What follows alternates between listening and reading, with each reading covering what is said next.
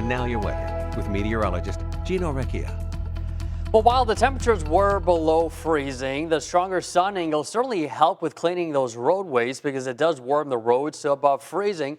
And the angle of the sun has been increasing since winter solstice winter solstice. Now, as we go into the next couple of months, June 21st, that's when we have the highest angle and where we're nearly 70 degrees. That's at the peak of the sky. Right now we're at about 34, but hey, any more improvement of that, we're certainly going to be seeing warmer temperatures. Highs today across the Midwest, we're in the lower to mid 20s, a little bit cooler off towards the west. That's some cooler air heading in here for tomorrow, but overall the pattern is showing above average conditions, and you'll really notice it as we head into next week. Started off this morning with some haze in the sky, but then the sun did break out and we started to see more of that sunshine and temperatures warmed up into the mid-20s out there. Overall, not too bad of a day. Roads were quiet and we haven't seen much snowfall. Just a few flurries being picked up on radar. Most of that activity along the shoreline and right up towards the north shore Bay of Green Bay. I was seeing earlier this afternoon near Sturgeon Bay,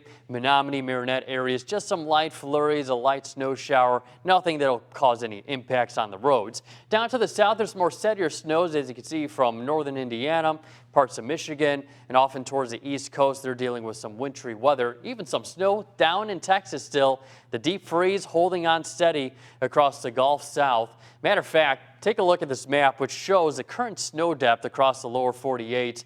Every state in the lower 48 has snow, with the exception of the Sunshine State, Florida.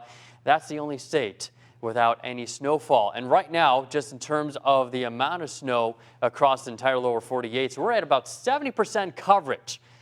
Last month, we were just under 32%. Last year at this date, 34%.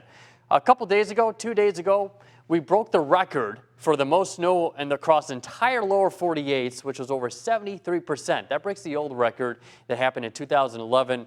Record keeping started back in 2003 by the National Weather Service offices. As we head into the overnight, we will see cloudy skies, some mostly cloudy conditions. Might have a couple stray flurries out there.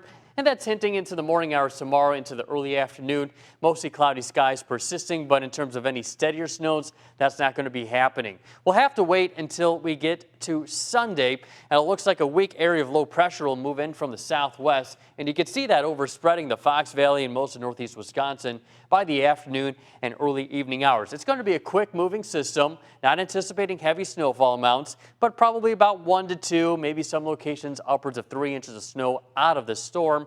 And then afterwards, that snow that accumulates will start to do some melting as our highs get into the mid and upper 30s and even some 40s as we get into early next week. It's 19 degrees right now with the northeast wind at 3 miles per hour. Across the rest of our area, a little cooler up towards Antigo at 19 degrees, 18 in Appleton, 17 in Oshkosh, 20 both in Sturgeon Bay and in Kewaunee. We'll continue to see the mercury drop down to 10 degrees overnight. Winds out of the west at 5 miles per hour. Tomorrow we'll get up to a high of 21, a couple degrees cooler than what we saw for today.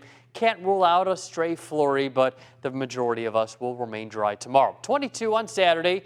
We get up to 32 on Sunday, and then well above the freezing mark. Highs in the mid-30s Monday, lower 40s on Tuesday. That snowpack will be slowly going away, John. Can't believe that every state but Florida right now has snow. We are far from alone. Gino, thanks so much.